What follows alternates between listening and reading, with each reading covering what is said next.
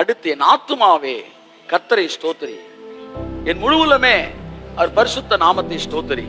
என் ஆத்துமாவே கர்த்தரை ஸ்தோத்திரி, கர்த்தர் செய்த சகல உபகாரங்களையும் மறவாதே.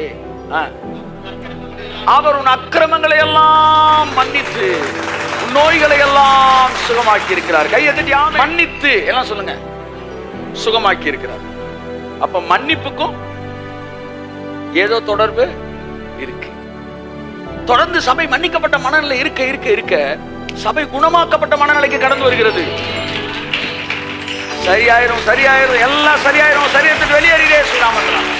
அதனாலதான் வியாதியோட வந்தவன்லாம் பார்த்து கர்த்தரு எழுந்து உன் படுக்கை எடுத்துக்கொண்டு நடன்னு சொல்லல, உன் பாவங்கள் உனக்கு மன்னிக்கப்பட்டதுன்னு சொன்னாரு. அப்ப கேட்கிறான், எதுக்கு என் பாவத்தை மன்னிக்கிற? அவர் கேட்கிறாரு, எழுந்து நடன்னு சொல்றது ஈஸியா, பாவம் மன்னிக்கப்படுறேன்னு சொல்றது ஈஸியா? உன் பாவங்கள் உனக்கு மன்னிக்கப்பட்டது அப்படின்னு சொல்றது இவ்வளவு பெரிய வார்த்தை ஈஸியா? எழுந்து நடன்னு சொல்றது ஈஸியா?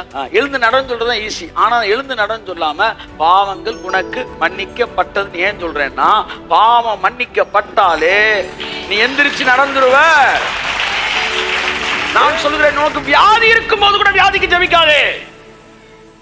உனக்கு வியாதி இருக்கும் போது கூட வியாதிக்கு ஜெபிக்காதே. ஆண்டவர் ரத்தத்தினால் கழுவப்பட்ட நீதிமானா இருக்கிறேன் ஆண்டவரே என்று சொல்.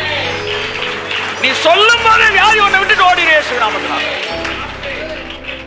நீ வியாதி இருக்கும் போது வியாதிக்காய் ஜெபிப்பாயனால் ஒருவேளை இந்த வியாதி சுகமாகும், மறுபடியும் இன்னொரு வியாதி வரும், அந்த வியாதிக்கு நீ ஜெபிக்கணும். ஆனால் நீதிமான் என்று ஜெபிப்பாயானால், நீ நீதிமான் என்று அறிக்கையிடுவாயானால் அந்த வியாதி அல்ல, ஒட்டுமொத்தமாக வியாதிகளை உன்னிடத்தில் வராத ஒரு இடத்துக்குள்ளே உன்னுடைய சரீரம் கடந்து வந்து நிற்கும் என்று நான் சொல்லுகிறேன்.